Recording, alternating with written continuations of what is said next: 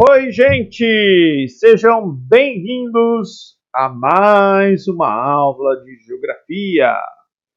Hoje, aula sobre Rússia, né? Dando continuidade aí à Rússia. A gente já falou de aspectos físicos, já falamos de alguns aspectos humanos, e agora a gente vai falar um pouquinho, né, da história da Rússia e de aspectos histórico-territoriais da Rússia. Então vamos lá. Quando a gente pensa na história da Rússia, a história da Rússia, né, é uma história marcada aí por expansão territorial, né? Ao longo da história da Rússia, né, a gente vai ter esse país, né, os czares, e mesmo depois, né, os socialistas, né, eles querendo expandir o seu domínio, o seu controle, né, para outros territórios, principalmente no leste europeu, no centro da Ásia e no Cáucaso. Né? Essas regiões é como se fosse uma espécie de quintal da Rússia. Né? Aqui o leste da Europa, o Cáucaso, tá? E aqui o centro da Ásia, aquela região dos Estões. Tá? Enfim, a Rússia é um país, né, de bastante contrastes quando a gente pensa na Rússia do ponto de vista histórico.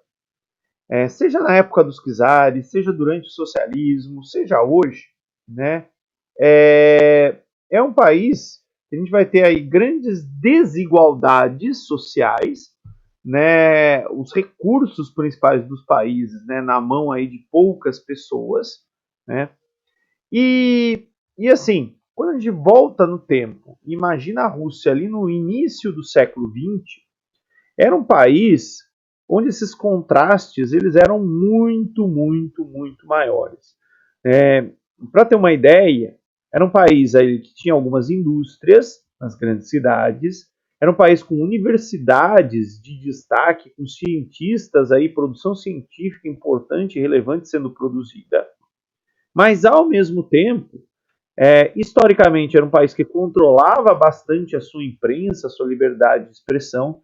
Era um país que tinha calendário atrasado, enquanto a Europa Ocidental acertou o calendário ali na época do Renascimento, né? O calendário russo ele permanecia atrasado em relação ao do resto do mundo, praticamente.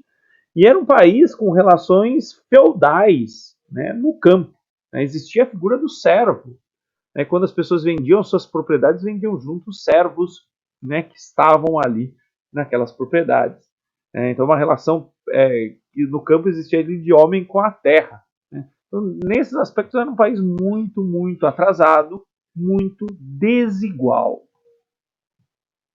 Aqui eu peguei um mapa, né, do território russo, né, de como ele estava em 1613 e o que foi acontecendo, né, na medida que o tempo ele foi passando, né, como que esse território ele foi se expandindo. Gosto sempre de lembrar, né, que essa região onde é o Alasca hoje, território dos Estados Unidos, foi um dia parte da Rússia, parte aí do Império Russo, né? Depois os russos venderam esse território para os Estados Unidos, tá? Mas assim, é um país gigantesco, e mesmo hoje, né? Mesmo perdendo o Alasca, perdendo regiões que se tornaram aí independentes, formaram outros países, né, durante a antiga União Soviética, ainda continua sendo, né, o maior país do mundo em área. Bem, aqui é um mapa também, né, de tudo que já foi território russo, né, uma outra perspectiva mais global, né, eu prefiro isso, que tem menos distorções, né, para a gente chegar principalmente nessa região polar, né, do que já foi Rússia. Aqui, ó, Finlândia, Alasca, né, alguns territórios aqui do leste europeu e até do Oriente Médio, né, foram um dia parte do Império Russo, né, inclusive da China. Bem, e aí, né, de um ponto de vista histórico, esse país, né, de contrastes, bem atrasado, no início ali do século XX, durante a Primeira Guerra Mundial, em 1917, ele vai passar por uma mudança muito profunda que foi a guerra, aliás, né, a Revolução Russa. O país estava no meio da Primeira Guerra Mundial, tomando um couro na Primeira Guerra Mundial. E aí, dentro da Rússia, começa uma revolução, né, que vai transformar a Rússia no primeiro país socialista. Essa revolução ela foi liderada por esse tiozinho aqui, que é o Lenin, né? Ele está embalsamado, o corpo dele para visitação pública lá em Moscou. De qualquer forma, o Lenin foi um líder importante, né? Ele ajudou a implantar o socialismo na Rússia, e nesse período todo, né, a Rússia passa por um grande processo de reestruturação econômica, política, social e territorial. Tá? Que para a Rússia sair da Primeira Guerra Mundial, ela meio que desistiu de territórios que ela estava disputando ali no leste da Europa.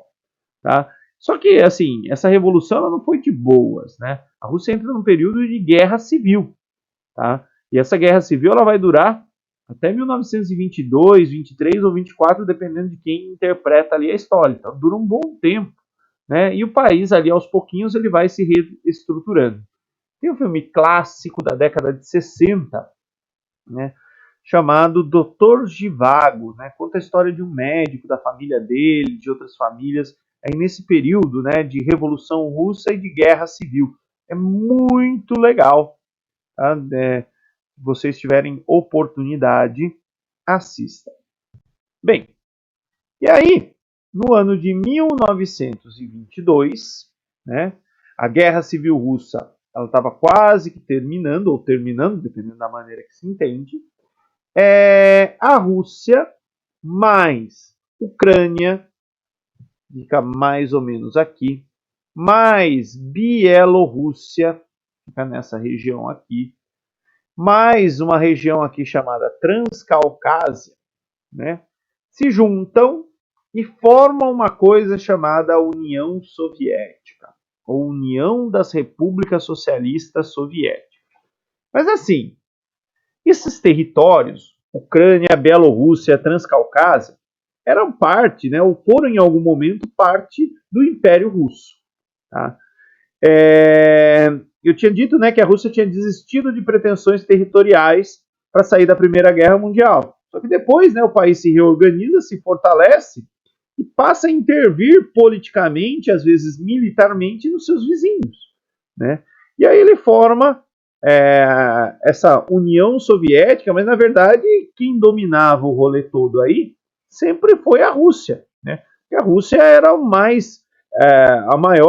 país em área, mais populoso, né? Tem peso demográfico, tem peso militar. E aí, aos pouquinhos, né, a Rússia e agora, né, os seus outros aliados aí formando a União Soviética, né, ia realizando interferências em outras regiões, né, para aumentar o alcance aí, a área de influência, né, da União Soviética e também, né, desse sistema que seria aí o socialismo. Bem, eu peguei aqui um mapa que ele faz um histórico, né, das repúblicas da antiga União Soviética, tá? E então aqui a gente tem Bielorrússia, Ucrânia, Transcaucásia e Rússia. Daí passa um tempinho, ó, percebam que tem algumas subdivisões acontecendo, tá? Então o território ele vai se dividindo, aí vai surgindo Cazaquistão, Uzbequistão, Tadjiquistão, por aí vai, né? Então o território ele vai se fragmentando, mas em outros momentos, ó, por exemplo, aqui ó, a Rússia ocupa mais, Estônia, Letônia, Lituânia, essa região aqui ó, no pós-Segunda Guerra, passa a ser formadora da antiga União Soviética. Tá?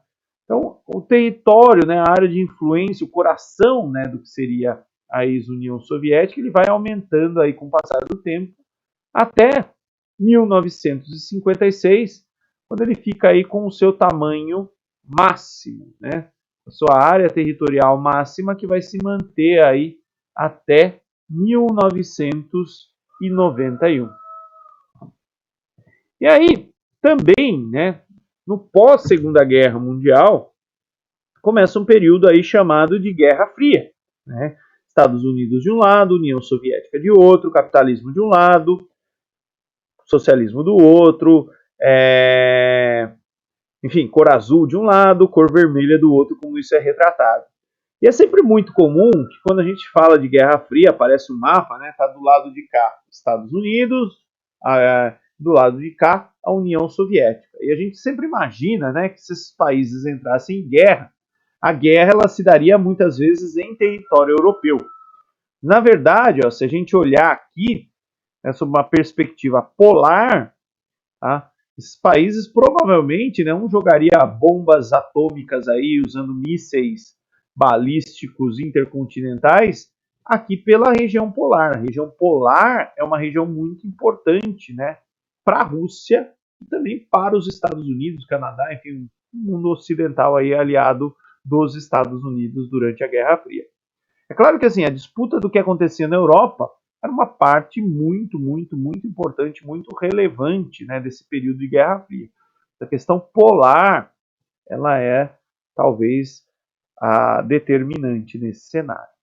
Não é por acaso, né, que em alguns momentos a Rússia ela testou armas nucleares bem aqui, ó, no ponto exato do Polo Norte, para marcar posição.